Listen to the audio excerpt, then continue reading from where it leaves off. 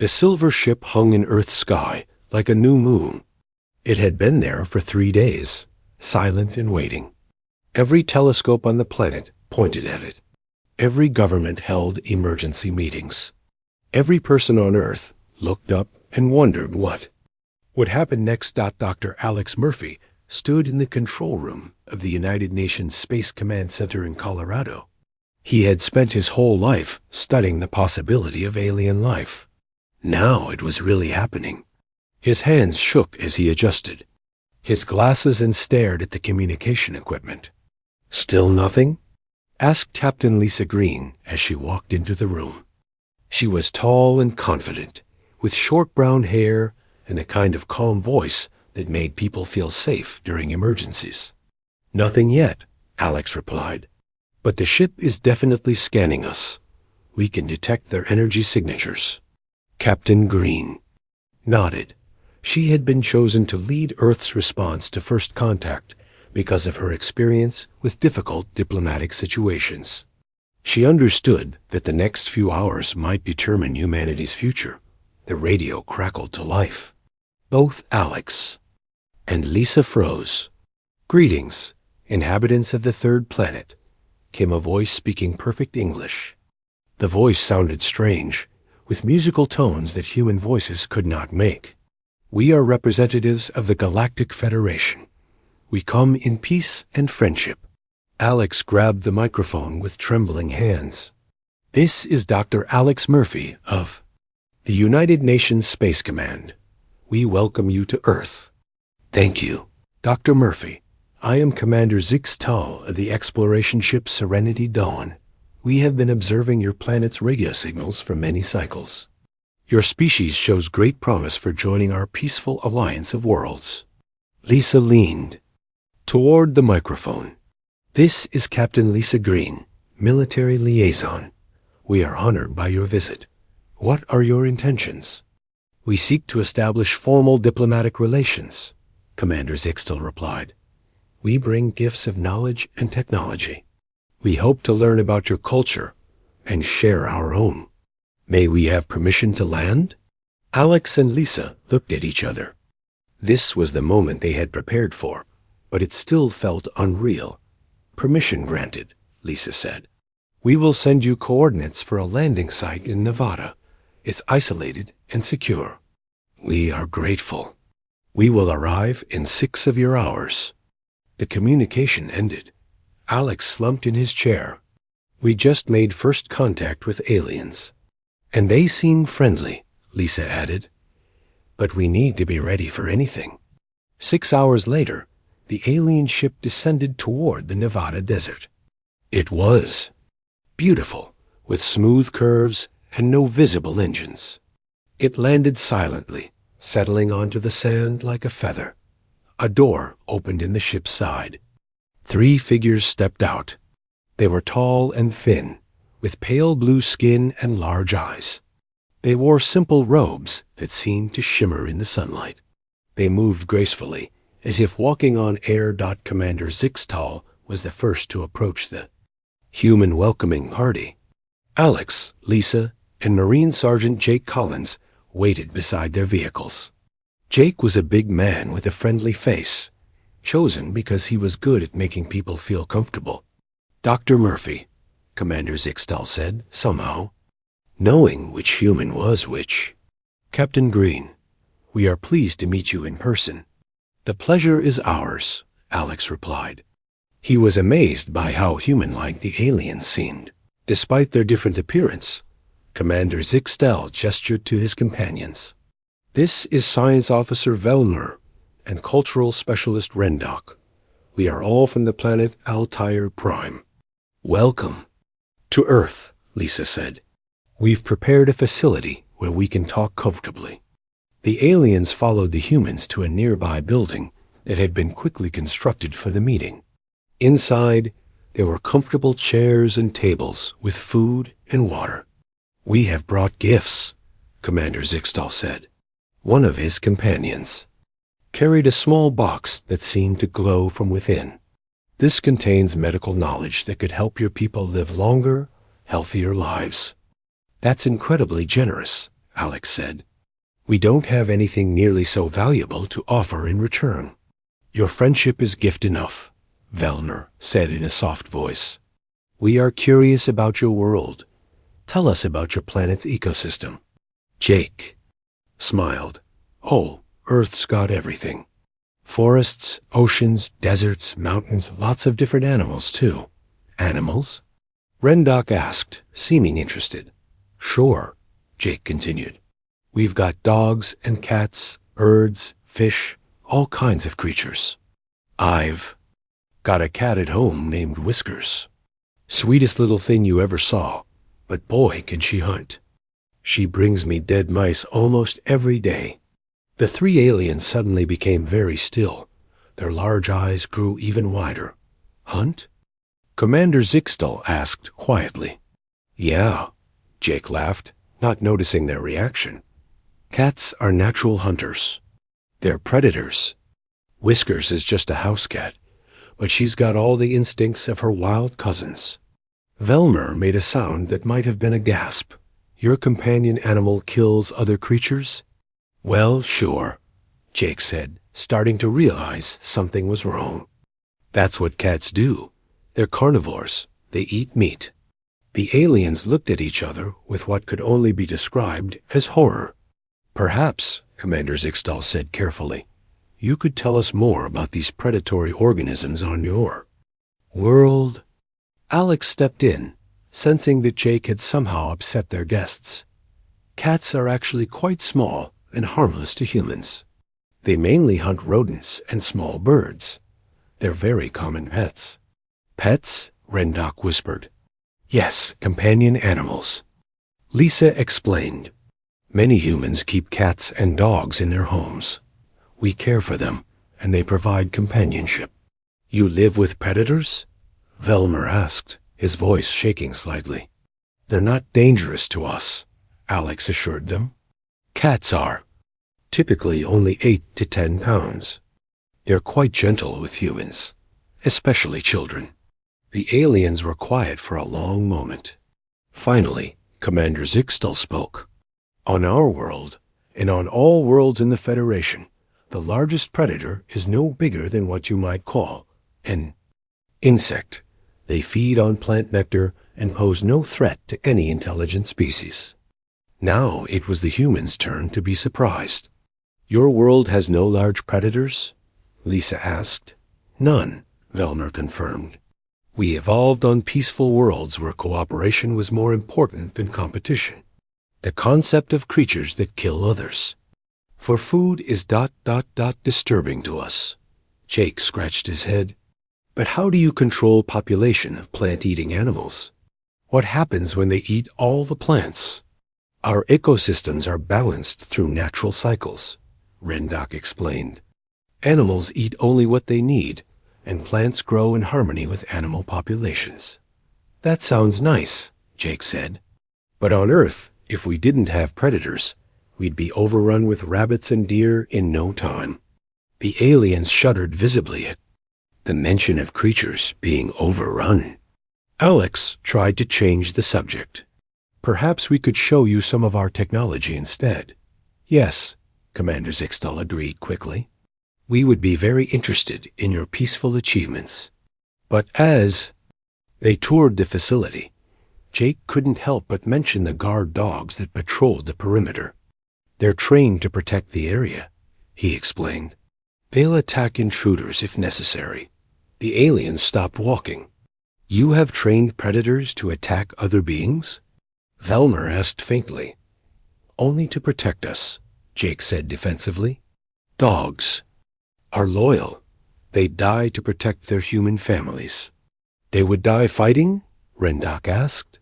Well, yeah. Wouldn't you fight to protect your family? The aliens exchanged glances that spoke of deep concern. We think, Commander Zixtal said carefully, that we need to learn much more about your world before we can proceed with formal relations. Of course, Alex said. We want you to be comfortable with everything. We will need to file a report with the Federation Council, Commander Zixtal continued. They will want to know about these predatory organisms you describe. No problem, Lisa said. "We can provide you with any information you need." As the day ended and the aliens returned to their ship, Alex couldn't shake the feeling that something had gone wrong. The aliens had seemed excited about meeting humans, but now they appeared worried and frightened. "What do you think spooked them?" Jake asked as they watched the alien ship. "I think," Alex said slowly, "we just learned that Earth might be a very scary place for most alien species." Inside their ship, Commander Zixtal was already composing his report to the Federation Council. He wrote about the friendly humans and their advanced technology. But he also wrote about the predatory creatures they called pets, and the trained attack animals they used for protection. He was beginning to suspect that Earth might be the most dangerous world the Federation had ever encountered. The next morning, Dr. Alex Murphy arrived at the facility early. He had spent the night researching everything he could find about Earth's wildlife. He wanted to be prepared for more questions from the aliens. Captain Lisa Green was already there, talking on her secure phone. "Yes, sir." They seemed disturbed by basic information about cats and dogs. "I recommend we prepare a more detailed presentation about Earth's ecosystem." Alex poured himself coffee and sat down. "I've been thinking about their reaction yesterday. If they come from worlds with no large predators, then Earth must seem like a nightmare to them. But they're here to make friends," Lisa said after ending her call. "We need to show them that Earth isn't as dangerous as they think." Sergeant Jake Collins walked in, looking tired. "I've been up all night, worrying that I messed up first contact by talking about my cat." "You couldn't have known," Alex assured him. "But today we need to be more careful about what we share." An hour later, the aliens returned to the facility. Commander Zixtal looked serious, and his two companions seemed nervous. "We have spoken with our science team," Commander Zixtal began. "They have many questions about your world's biology. Would it be possible to see visual records of these predatory organisms?" Alex had prepared for this. "Of course. I've put together a basic presentation about Earth's wildlife. I think it will help you understand our ecosystem better." They moved to a conference room where Alex had set up a large screen. Velmer had brought a small device that he said would record everything for the Federation Science Council. "Let's start with something simple," Alex said. He pressed a button, and the screen showed a video of wolves running through a forest. The three aliens immediately tensed. On screen, a pack of wolves chased a deer through the snow. The wolves worked together, using strategy and teamwork to surround their prey. "These are wolves," Alex explained. "They're related to the dogs that humans keep as pets, but they live in the wild." Velmer made a choking sound. On screen, the wolves had caught the deer. "They kill for food," Alex continued. "This is how they survive. The deer provide meat that the wolves need to live." Velmer suddenly stood up and stumbled toward the door. "I need air," he gasped. "Are you all right?" Lisa asked, concerned. "The images are overwhelming," Commander Zixtal said. "Velmer has never seen anything like this. None of us have." Alex paused the video. "Should we stop?" "No," Commander Zixtal said firmly. "We must understand your world. Please continue, but perhaps with less graphic content." Alex switched to a different video. "These are dolphins. They live in Earth's oceans." The screen showed dolphins swimming and playing in blue water. The aliens relaxed slightly. "They seem peaceful," Rendoc said. "They are very intelligent," Alex explained. "Some scientists believe they're almost as smart as humans." "Intelligent creatures," Commander Zixtal mused. "This is good." "They also hunt fish," Alex added. "And they sometimes work together, too. Catch larger prey." The aliens went rigid again. "Intelligent predators?" Velmer whispered, having returned to the room. "Yes," Alex said. not understanding why this was so shocking. Intelligence helps them hunt more effectively. The aliens looked at each other in what could only be described as terror. Jake leaned over to Lisa. I don't think they like the idea of smart predators. Alex moved to the next video. These are great white sharks. They're some of Earth's most efficient hunters. The screen filled with the image of a massive shark gliding through dark water. Its rows of razor-sharp teeth were clearly visible. Rendoc made a sound like a scream and fell back in his chair. Velmer began breathing rapidly, and Commander Zixtal gripped the table with both hands. How large is this creature? Commander Zixtal asked in a strained voice. Great whites can grow up to 20 feet long and weigh over 5,000 pounds, Alex said proudly. They're perfectly designed predators. They've barely changed in millions of years because they're already perfect for hunting. All three aliens began making distressed sounds. Millions of years? Velmer gasped. These creatures have been perfecting their killing abilities for millions of years? Well, yes, Alex said, confused by their reaction. Evolution shaped them into ideal hunters. And they share your world? Rendoc asked faintly. They live in the oceans, Lisa explained. Humans don't usually encounter them. But they exist, Commander Zixtal said. On your world, there are creatures that have spent millions of years becoming better at killing. That's one way to look at it, Jake said. But they're also beautiful and important for ocean health. The aliens stared at him in disbelief. Beautiful? Velmer asked. Sure, Jake continued, not noticing their horror. Lots of people love sharks. We have whole TV shows about them. Kids have shark toys and shark pajamas. Your children play with representations of these killers? Rendoc asked, his voice barely a whisper. They're not killers, Alex protested. They're just animals trying to survive. Sharks actually don't attack humans very often. How often? Commander Zixtal asked. Alex thought for a moment. Maybe 50 to 70 attacks per year worldwide.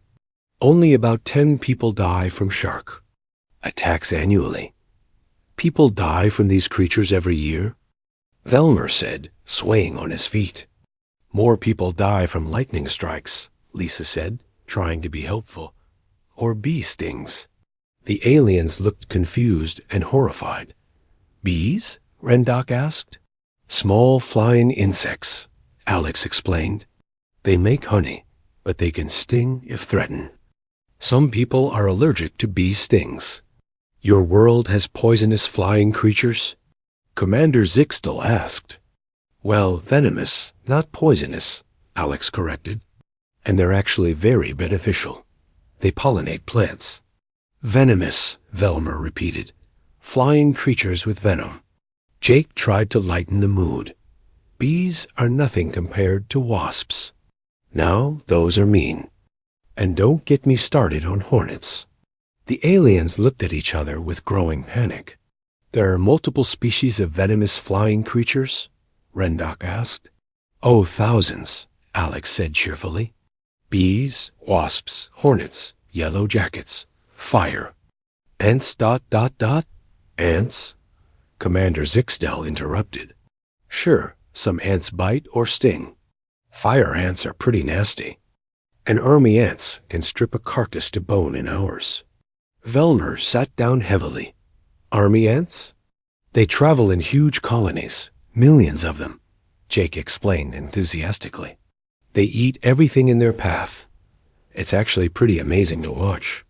Millions of creatures moving together to devour everything they encounter, Commander Zixtal said slowly. That's a dramatic way to put it, Lisa said. But yes, army ants are very efficient. Alex decided to try a different approach. Maybe we should talk about gentler animals, like butterflies. He showed them a video of colorful butterflies floating among flowers.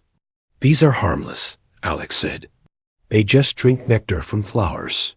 The aliens began to relax. However, Alex continued, Some butterflies start as caterpillars that eat other insects, and some adult butterflies drink blood, rotting fruit, or animal waste. The alien's brief moment of calm vanished. Even your most beautiful creatures consume. Blood? Velmer asked weakly. Not all of them, Alex said quickly. Most just eat nectar. Commander Zixtal stood up abruptly. We need to take a break. This information is a lot to process. Of course, Lisa said. Would you like some water or food? What kind of food? Rendoc asked suspiciously. We have fruits, vegetables, bread, Alex offered. No meat from killed. Animals? Velmer asked. We can avoid meat if you prefer, Lisa said diplomatically. We would prefer that, Commander Zixtal said. Very much. As the aliens stepped outside, Alex heard them talking in their own language. Their voices sounded upset and frightened. I think we're scaring them, Jake said. But we're just describing normal Earth animals, Alex replied. If they can't handle learning about wolves and sharks, how are they going to react to bears? Or tigers? Or poisonous snakes? Lisa looked worried. Maybe we shouldn't tell them about those yet. We have to be honest with them, Alex said. They want to understand our world. Outside, Commander Zixtal was sending an urgent message to the Federation Council. His report described a world populated by creatures that had evolved for millions of years to become perfect killers. He wrote about intelligent predators that hunted in packs, about massive oceanic monsters with rows of teeth, and about venomous flying swarms. He was beginning to understand that the humans lived on a planet that would be considered uninhabitable by any civilized species in the galaxy.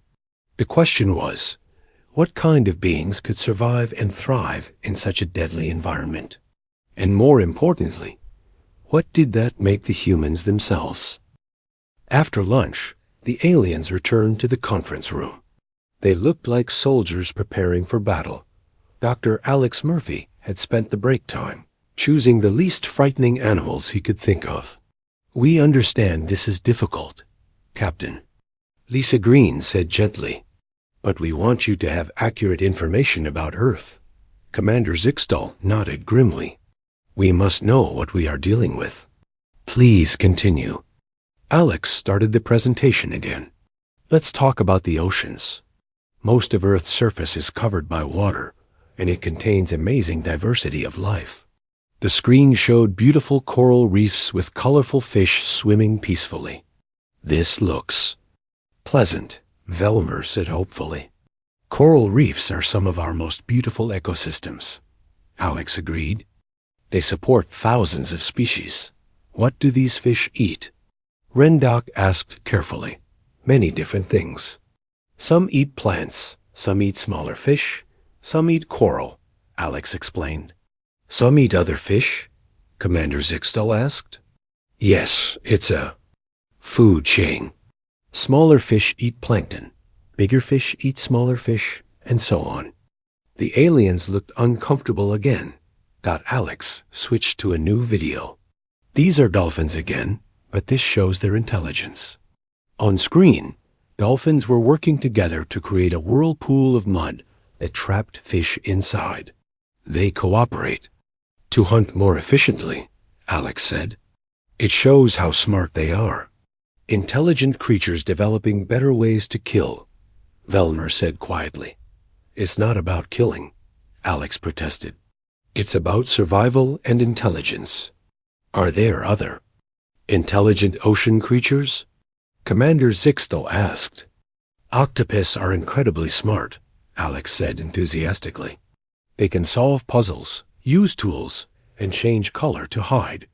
He showed videos of octopus camouflaging themselves and squeezing through tiny spaces. They look strange but interesting, Rendoc said. They're also predators, Alex added. They catch crabs and fish with their tentacles. Some octopus species are venomous. Rendoc made a choking sound. And they can change color to become invisible hunters, Velmer said, his voice shaking. That's One way to think about it, Alex said, starting to realize how his words sounded to the aliens. Jake decided to join the conversation. You should see them grab prey. Those tentacles are strong enough to break open shells. Tentacled creatures that break bones? Commander Zixtal asked. Shells, not bones, Alex corrected quickly. Though some large octopus could probably hurt. A human if they wanted to. All three aliens went pale. Let's move away from ocean life, Lisa suggested. Maybe we could talk about forests. Alex switched to footage of a beautiful forest with sunlight streaming through green leaves. Earths. Forests are home to countless species, he said. This looks peaceful, Velmer said with relief. Many animals live here, Alex continued. Bears, wolves, wildcats, deer, rabbits, birds, insects, ... You mentioned bears, Commander Zixtal interrupted. What are bears? Alex hesitated. He had been trying to avoid mentioning bears. They're large mammals, he said carefully. They're actually quite gentle most of the time. How large? Rendoc asked. Some species can weigh up to 1,000 pounds. The alien sat in shocked silence. 1,000-pound creatures live in your forests? Velmer gasped. They mostly eat plants and fish, Alex said quickly. Mostly? Commander Zixtal asked. Well, some are omnivores. They eat plants, fish, and sometimes meat. Sometimes they hunt other creatures. If they need to, Alex admitted. Jake tried to help. But they usually avoid humans. You're more likely to be struck by lightning and attacked by a bear. You keep mentioning lightning strikes, Rendoc said. How common are they? About 25 million lightning strikes hit the ground in the United States each year. Alex said. The aliens looked at each other in horror. Your sky attacks your planet 25 million times annually? Commander Zixtal asked. That's just in one country, Jake added helpfully. There are lightning storms all over the world. Your planet's atmosphere is trying to kill you? Velmer whispered. Lightning isn't alive, Lisa explained. It's just a natural electrical discharge. Your world generates millions of electrical attacks from the sky. Rendoc said faintly. Alex decided to change the subject again. Let's talk about something smaller. Insects. The screen showed a close-up of a praying mantis catching a butterfly. This is a praying mantis, Alex said. They're fascinating hunters. The aliens watched in horror as the mantis devoured its prey. The name suggests they prey? Commander Zixtal asked. It's just because of how they hold their front legs, Alex explained. They're actually ambush predators. Creatures that pretend to be religious while they hunt? Velmer asked, appalled. No, they don't really prey, Alex said quickly. It's just what humans call them. What else do these insects do? Rendoc asked nervously. Well, female mantises sometimes eat the male after mating, Alex said without thinking. All three aliens made sounds of distress. They consume their mates? Commander Zixtal asked in horror. It provides nutrition for egg development, Alex explained scientifically. On your world, reproduction involves murder? Velmer said, swaying in his chair. Not for all species, Alex said desperately. Just some insects. Some? Rendoc repeated. Well, black widow spiders do it too, and some other species. The aliens looked like they were about to faint. Jake tried to lighten the mood. But we have nice insects too, like ants. Alex shot him a warning look, but it was too late. Tell us about ants, Commander Zixtal said weakly. They're small but amazing. Jake said, they work together in huge colonies. Some species have soldiers, workers, and queens. The soldier ants have big mandibles for fighting. Fighting? Velmer asked. Sure, they defend their colonies. Some ant species even wage war against other ant colonies. Insects wage war? Rendoc whispered. Army ants are the coolest, Jake continued. not noticing the aliens' distress. They travel in columns of millions, eating everything in their path. They can strip an entire forest floor clean. Millions of creatures in military formation consuming everything they encounter? Commander Zixtel asked. That's a dramatic way to put it, Alex said, glaring at Jake. And fire ants, Jake went on. They swarm over anything that threatens their nest. Their stings feel like burning coals. Swarming creatures that inflict burning pain? Velmer said faintly. Some people are allergic to their stings, Alex added. Reluctantly, it can be serious. These tiny creatures can kill humans? Rendok asked. Very rarely, Alex said. But bee stings kill more people than snakes do. Snakes? Commander Zixtel asked. Alex realized his mistake immediately. What are snakes? Velmer asked. Alex looked at Lisa for help, but she just shrugged. They're long, thin reptiles, Alex said carefully. Most are harmless. Most? Rendok repeated. Some are venomous, Alex admitted. How venomous? Commander Zixtel asked. Well, some can kill a human in minutes, Alex said quietly. The alien sat in stunned silence. Minutes? Velmer whispered. But antivenom exists, Lisa added quickly. Modern medicine can treat most snake bites. You have had to develop medicine. Specifically for these creature attacks? Rendok asked. It's just a precaution, Alex said. How many types of venomous snakes exist on your world? Commander Zixtel asked. Alex hesitated. About 600 species. Velmer stood up and walked to the window, breathing heavily. 600 species of creatures that can kill in minutes, he said to himself. Most snakes avoid humans, Lisa said. They're more afraid of us than we are of them. They fear you? Commander Zixtel asked with interest. Sure, Jake said. Most animals do. We're bigger and smarter. Animals fear humans? Rendok asked. Well, yeah, Jake continued. We're apex predators. We're at the top of the food chain. The room went completely silent. Apex predators? Commander Zixtel said slowly. Alex realized they had just made a terrible mistake. You are the dominant predatory species on this world of killers? Velmer asked from the window. We prefer to think of ourselves as intelligent beings, Lisa said carefully. Intelligent apex predators? Rendok whispered. Commander Zixtel stood up abruptly. We need to contact our ship immediately. Is everything all right? Alex asked. We have learned enough for today, Commander Zixtel said. We need to report these findings to the Federation Council. As the aliens hurried toward the exit, Alex heard Commander Zixtel speaking rapidly into a communication device in his own language. The tone sounded urgent and frightened. I think we just told them that humans are the scariest thing on Earth, Jake said. We are the scariest thing on Earth, Lisa replied. We just never thought about it that way. Outside, Commander Zixtel was sending an emergency transmission to the Federation Council.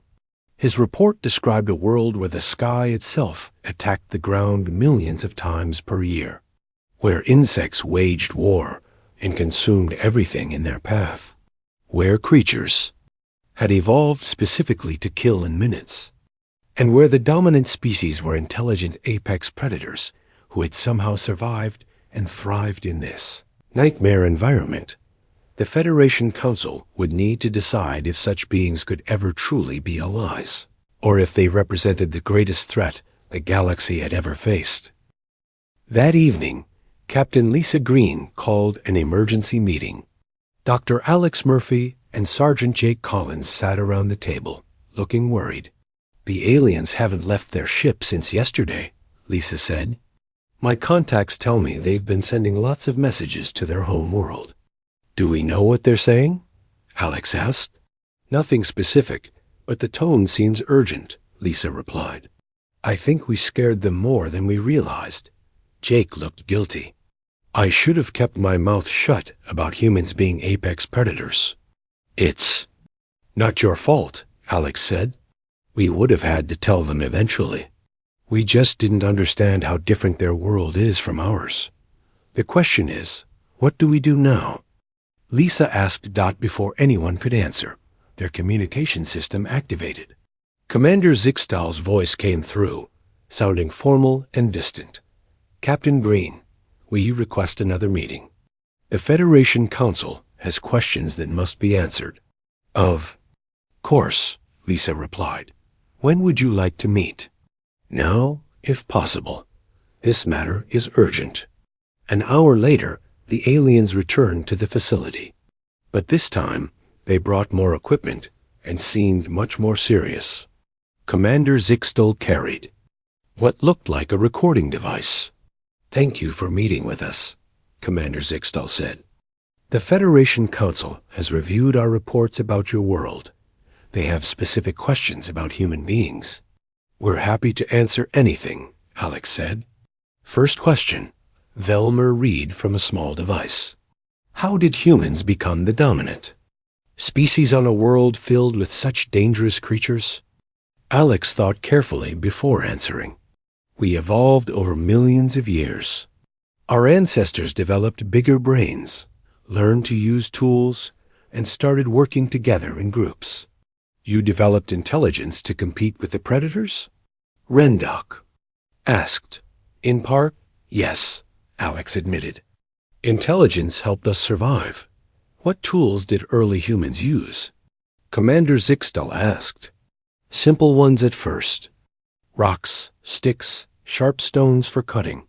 Alex explained. Jake added, later we made spears, bows, and arrows, traps. Weapons, Velmer said quietly. Tools for hunting and protection, Lisa corrected. Second question. Rendok continued reading. What is the maximum distance a human can travel on foot? That's an odd question, Alex said. But humans are excellent long-distance runners. Some people can run over 100 miles without stopping. The aliens looked shocked. You can pursue prey for 100 miles? Commander Zixtal asked. We don't usually hunt that way anymore, Lisa said quickly. That's just athletic ability. But early humans did hunt by running? Velmer asked. Persistence hunting, yes, Alex confirmed. Humans would chase animals until they collapsed from exhaustion. You hunted by pursuing creatures until they died of fatigue? Rendok asked, horrified. It was efficient, Jake said. Humans can sweat to cool down, but most animals can't run for hours in the heat. The aliens exchanged worried glances. Third question, Commander Zixtal said. What is human visual range and accuracy? A human with good eyesight can see clearly for several miles, Alex said. And with training, humans can hit targets accurately at long distances. How long? Velmer asked. With modern weapons, over a mile, Jake said proudly. But even with primitive bows, skilled hunters could hit targets at several hundred yards. You can kill from over a mile away? Rendok whispered. Modern humans can. Yes, Jake said. But we don't usually need to. Fourth question, Commander Zixtal said, his voice shaking slightly. How much weight can a human lift? An average human can lift their own body weight, Alex said. Strong humans can lift several times their weight. And you weigh how much? Velmer asked. Between 100 and 300 pounds, depending on the person, Lisa answered. So humans can lift up to 900 pounds? Rendok calculated. Some can lift more than that, Jake said. The world record is over 1,100 pounds. The aliens stared at them in disbelief. Fifth question, Commander Zixtal continued. How fast can humans move? Normal walking speed is about 3 miles per hour, Alex said. Running, maybe 8 to 12 miles per hour for average people. And maximum speed? Velmer asked. The fastest humans can run about 28 miles per hour for short distances, Lisa said. You can move at 28 miles per hour? Rendok asked. Only for a few seconds, Alex clarified. But yes. These are terrifying capabilities, Commander Zixtal said quietly. They're just normal human abilities, Lisa protested. We don't think of ourselves as terrifying. Sixth question, Velmer read. What do humans eat? We're omnivores, Alex said. We eat plants and meat. You consume other creatures? Rendok asked.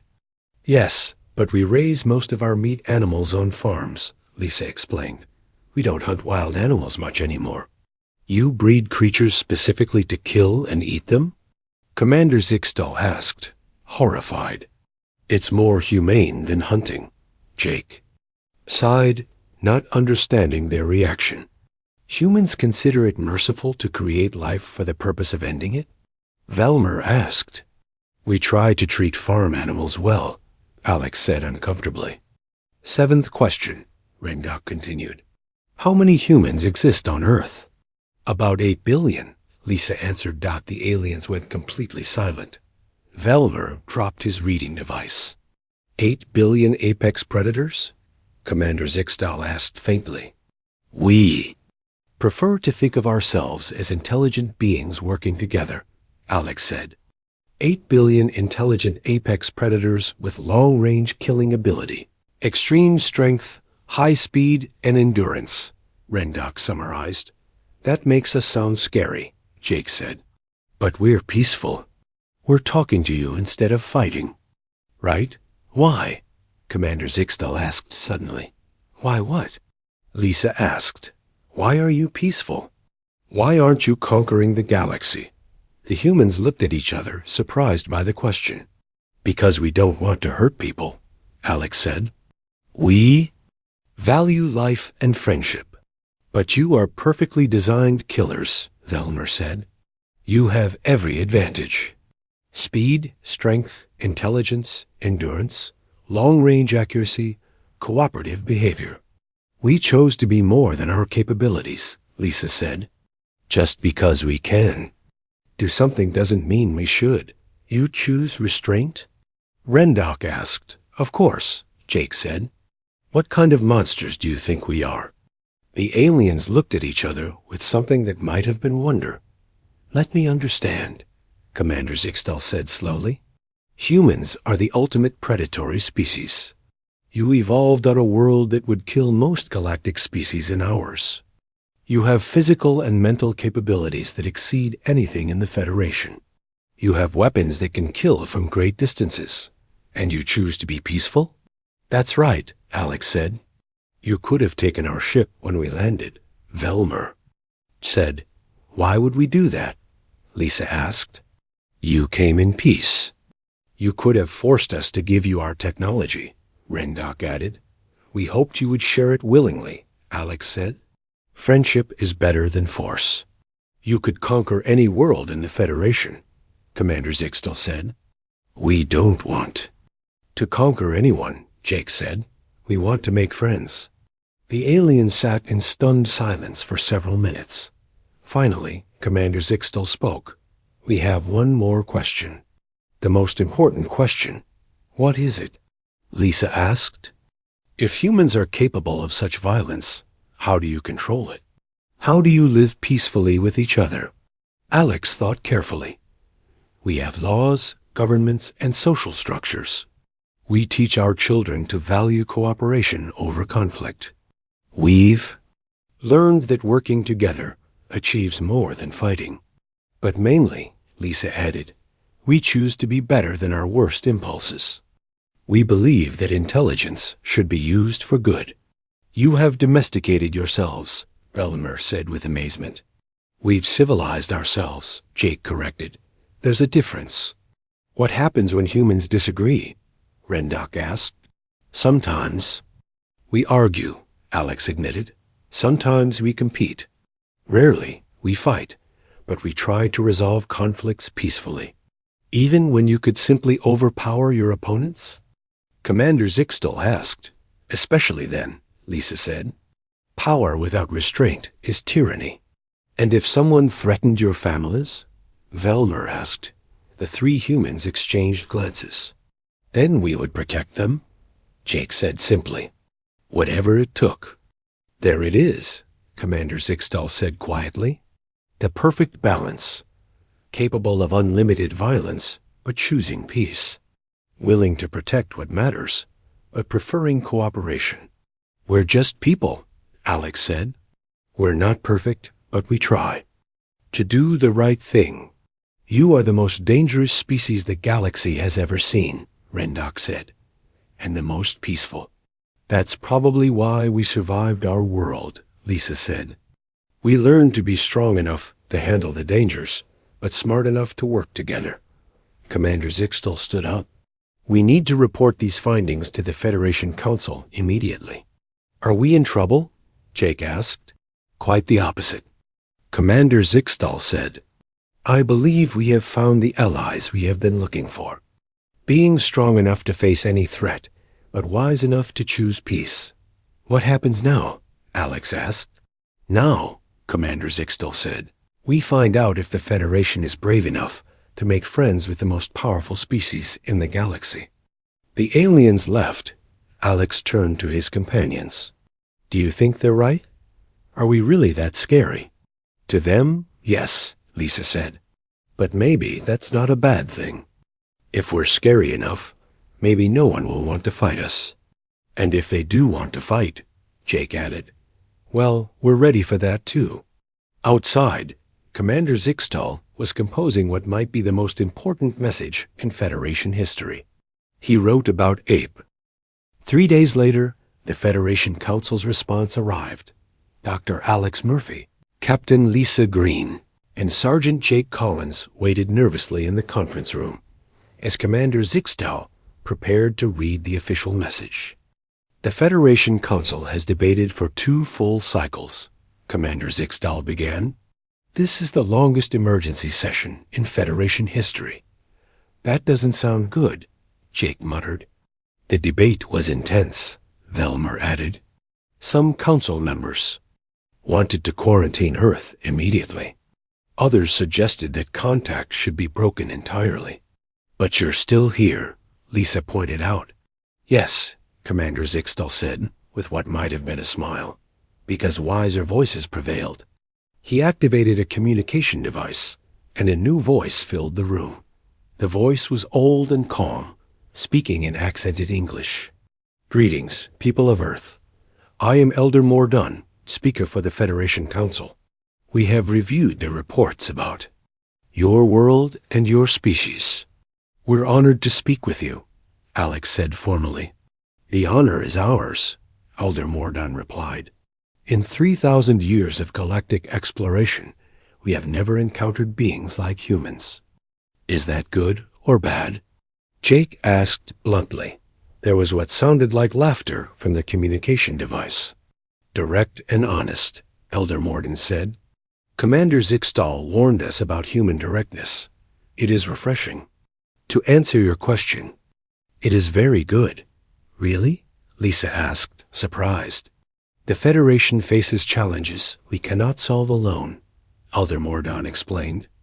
Our member species are peaceful, but we are also weak.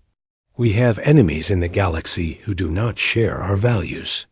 What kind of enemies? Alex asked. Aggressive species who take what they want by force, Elder Mordun said. We have tried diplomacy, but they only understand strength. We have tried defense, but our technology is not designed for war. You want us to fight for you?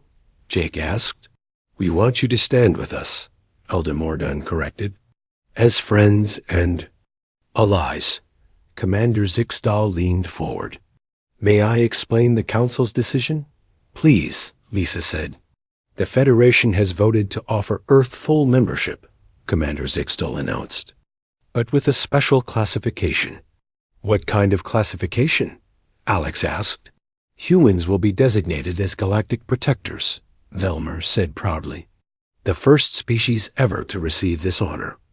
What does that mean? Jake asked.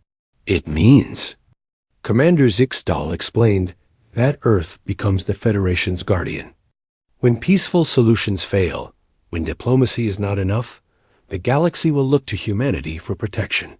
You want us to be space police? Jake asked. We want you to be what you already are, Elder Mordon said through the communicator. Beings capable of great violence who choose to use that power for good. Alex sat back in his chair. This is a lot of responsibility. The Federation will provide technology, resources, and knowledge, Commander Zixtal said. In return, humanity will help protect peaceful worlds from those who would harm them. What about Earth? Lisa asked. What about our world's dangerous animals that scare you so much? Rendoc spoke up for the first time. Actually, the Council is very interested in Earth's ecosystem. Interested how? Alex asked suspiciously. Many Federation worlds have ecological problems, Rendoc explained. Overpopulation of plant-eating animals, invasive species, damaged ecosystems. We never developed solutions because we never faced predation pressure. You want to introduce Earth predators to other worlds? Jake asked, horrified. Not the predators themselves, Velmer said quickly, but the knowledge. Understanding of how ecosystems balance through predation could help us solve problems on dozens of worlds. Earth would become the Federation's center for ecological research, Commander Zixtal added. Your scary world could help heal damaged planets across the galaxy. Elder Mordoon's voice came through the communicator again. We have another proposal. What's that? Lisa asked. The Federation would like to establish an academy on Earth, a place where young beings from across the galaxy can learn about courage, survival, and strength. You want to send alien kids to our death world? Jake asked incredulously. We want them to learn from humans, Elder Mordon said, to understand that strength and kindness can coexist. That power can be used to protect, rather than conquer. Alex looked at his companions. This is bigger than just first contact. They want to change how the galaxy thinks about conflict and protection. Yes, Commander Zixtal said. For too long, the galaxy has been divided between the peaceful and the aggressive. Humans represent a third option, peaceful strength. What? If we say no? Lisa asked. Then you say no, Elder Mordon replied simply. The Federation does not force membership, but we hope you will consider the good that could be done. Jake stood up and walked to the window. So we'd be like the galaxies. Security guards. You would be the galaxy's guardians, Velmer corrected. Protectors of the innocent and defenders of peace. And our reward would be alien technology and knowledge? Alex asked. Your reward would be friendship across the stars, Commander Zixtal said, and the knowledge that when children sleep safely on 1,000 worlds, it is because humans chose to protect them. The room was quiet for several minutes as the humans thought about the offer. Can we have some time to discuss this? Lisa asked. Of course, Elder Mordon said. Take all the time you need. After the communication ended, the three humans sat in silence. Well, Jake said finally, this isn't how I thought first contact would go. They want us to be heroes. Alex said thoughtfully. They want us to be ourselves, Lisa corrected. Just on a bigger scale. Do you think we can do it? Jake asked. Look at it this way, Alex said.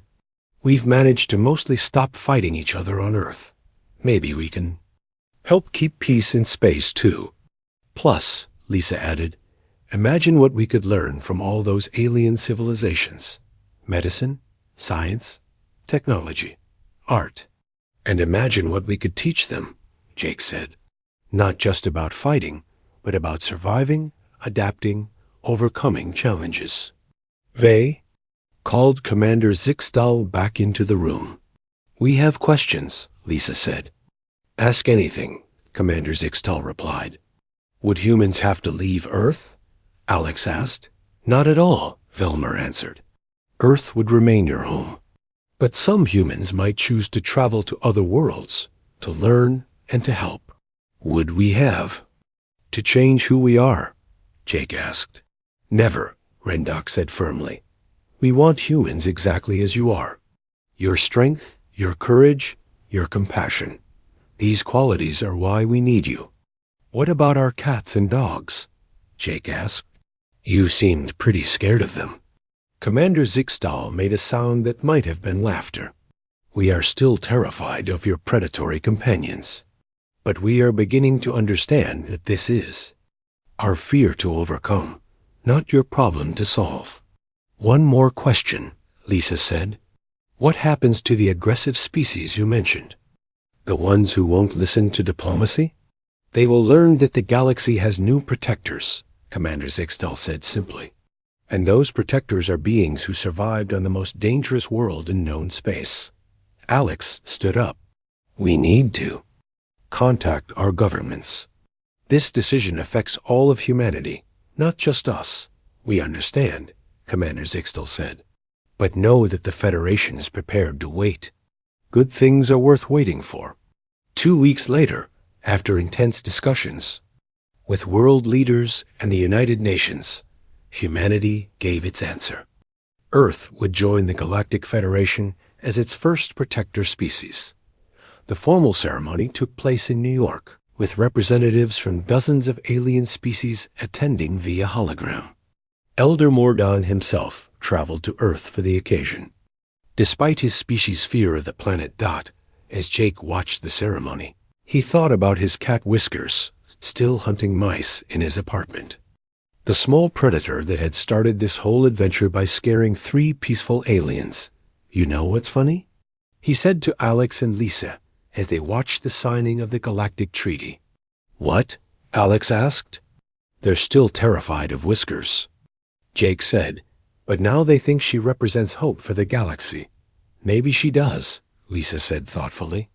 "Maybe the scariest thing about Earth isn't how dangerous we are. Maybe it's how we choose to use that danger to protect instead of destroy." On stage, Elder Mordoon was speaking about a new age of cooperation between strength and wisdom. In the audience, Commander Zixtal sat proudly, knowing he had helped bring together the most unlikely alliance in galactic history. And somewhere in Colorado, a small house cat named Whiskers caught a mouse, completely unaware that she had helped change the fate of civilizations across the stars. The galaxy would never be the same. For the first time in its history, it had protectors who were strong enough to face any threat, but kind enough to choose mercy over conquest. Earth's most lethal creatures had indeed horrified the aliens. But in the end, those same creatures had also given the galaxy its greatest gift: hope for a future where strength served peace, and where the most dangerous beings in the cosmos chose to be heroes instead of monsters. The universe was a little bit safer, thanks to a world full of predators who had learned to be something more.